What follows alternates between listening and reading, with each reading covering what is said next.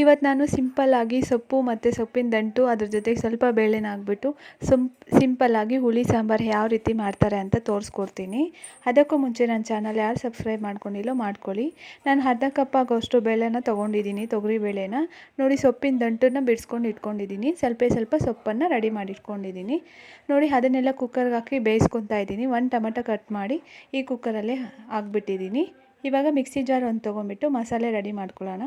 ಸ್ವಲ್ಪ ಬೆಳ್ಳುಳ್ಳಿ, ಸ್ವಲ್ಪ ಈರುಳ್ಳಿ ತೊಗೊಂಡು ಸ್ವಲ್ಪ ಕೊತ್ತಂಬರಿ ಸೊಪ್ಪು ಹಾಕ್ಕೋಬೇಕು. ಕೊಬ್ಬರಿನ ನಾನು ತುರಿ ಮಾಡ್ಕೊಂಡು ಹಾಕ್ಕೊಂಡಿದ್ದೀನಿ. ಸ್ವಲ್ಪ ಕೊಬ್ಬರಿ ತುರಿನ, 1 ಚಮಚದಷ್ಟು ಚಿಲ್ಲಿ ಪೌಡರ್, 3 ಸ್ಪೂನಷ್ಟು ಧನಿಯಾ ಪೌಡರ್ ಯೂಸ್ ಮಾಡ್ತಾ ಇದ್ದೀನಿ. ಯಾಕಂದರೆ ಸಾರು ಸ್ವಲ್ಪ ಜಾಸ್ತಿ ಮಾಡೋದ್ರಿಂದ 3 ಸ್ಪೂನ್ ಯೂಸ್ ಮಾಡ್ತಾಯಿದ್ದೀನಿ. 4 ಸ್ಪೂನಷ್ಟು ಕಡಲೆಪಪ್ಪನ್ನು ಯೂಸ್ ಮಾಡ್ತಾಯಿದ್ದೀನಿ. ಅರ್ಧ ಲೋಟ ಅಷ್ಟು ನೀರನ್ನು ಹಾಕಿಬಿಟ್ಟು ನೈಸಾಗಿ ಮಿಕ್ಸಿ ಜಾರ್ ಮಾಡ್ಕೊಳ್ಳೋಣ. ಮಸಾಲೆ ಎಲ್ಲ ರುಬ್ಕೊಂಡಿದ್ದು ಆಗಿದೆ.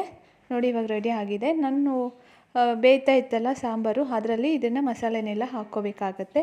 ಮಸಾಲೆನ ಹಾಕ್ಬಿಟ್ಟು ಅದೇ ಜಾರಲ್ಲಿ ಅರ್ಧ ಜಾರಷ್ಟು ನೀರನ್ನು ಹಾಕಿ ಚೆನ್ನಾಗಿ ಕುದಿಸ್ಬೇಕಾಗತ್ತೆ. ಕುದಿಸ್ಬಿಟ್ಟು ನಮ್ಗೆ ರುಚಿಗೆ ಎಷ್ಟು ಬೇಕಾಗುತ್ತೆ ಅಷ್ಟು ಉಪ್ಪನ್ನು ಆ್ಯಡ್ ಮಾಡಿಕೊಂಡು 2 ಸತಿ ಮಿಕ್ಸ್ ಮಾಡ್ಕೋಬೇಕಾಗತ್ತೆ. ನೋಡಿ, ಮಿಕ್ಸ್ ಮಾಡ್ಕೊಂಡ್ಬಿಡೋಣ.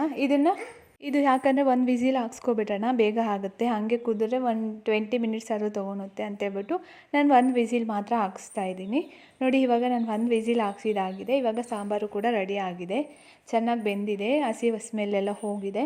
ಇವಾಗ ಇದಕ್ಕೆ ಒಗ್ಗರಣೆ ಹಾಕ್ಕೊಂಡ್ರೆ ನಮ್ಮ ಸಾಂಬಾರು ರೆಡಿ ಆಗಿರುತ್ತೆ. ನೋಡಿ, ಏನಂದರೆ ಇವಾಗ ಸ್ವಲ್ಪ ಉಪ್ಪು ಏನಾದರೂ ಕಡಿಮೆ ಇದ್ದರೆ ಟೇಸ್ಟ್ ನೋಡಿ ಇವಾಗಲೇ ಹಾಕ್ಕೊಬಿಡಿ. ಇವಾಗ ನಾನು ಒಗ್ಗರಣೆಗೆ ಒಂದು ಚಿಕ್ಕ ಬಾಣಲಿ ಇಟ್ಕೊಂಡಿದ್ದೀನಿ. 2 ಸ್ಪೂನಷ್ಟು ಎಣ್ಣೆನ ಹಾಕ್ಕೊಂಡಿದ್ದೀನಿ. 4-5 ಸಾಸಿವೆ ಕಾಳನ್ನು ಹಾಕ್ಕೊಂಡಿದ್ದೀನಿ. ಮತ್ತು 4-5 ಕರಿಬೇವಿನ ಸೊಪ್ಪನ್ನು ಹಾಕ್ಕೊಬಿಟ್ಟು ಸ್ವಲ್ಪ ಈರುಳ್ಳಿ ಹಾಕ್ಕೊಂಡು ಬ್ರೌನ್ ಕಲರ್ ಬರೋವರೆಗೂ ಬೇಯಿಸ್ಕೊಂಡಿದ್ದೀನಿ. ಅದನ್ನು ನಾನು ಕುದೀತಾ ಇತ್ತಲ್ಲ ಆ ಸಾಂಬಾರಲ್ಲೇ ಇದನ್ನು ಎತ್ಕೊಂಡ್ಬಿಟ್ಟು ಕುದಿಯೋ ಸಾಂಬಾರಿಗೆ ಹಾಕಿದ್ದೀನಿ.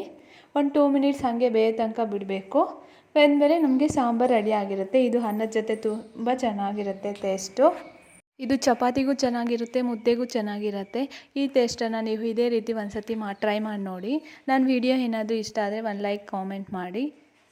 ನನ್ನ ಚಾನಲ್ ಇನ್ನೂ ಯಾರು ಸಬ್ಸ್ಕ್ರೈಬ್ ಮಾಡ್ಕೊಂಡಿಲ್ಲೋ ಪ್ಲೀಸ್ ಸಬ್ಸ್ಕ್ರೈಬ್ ಮಾಡ್ಕೊಳ್ಳಿ. Thank you so much.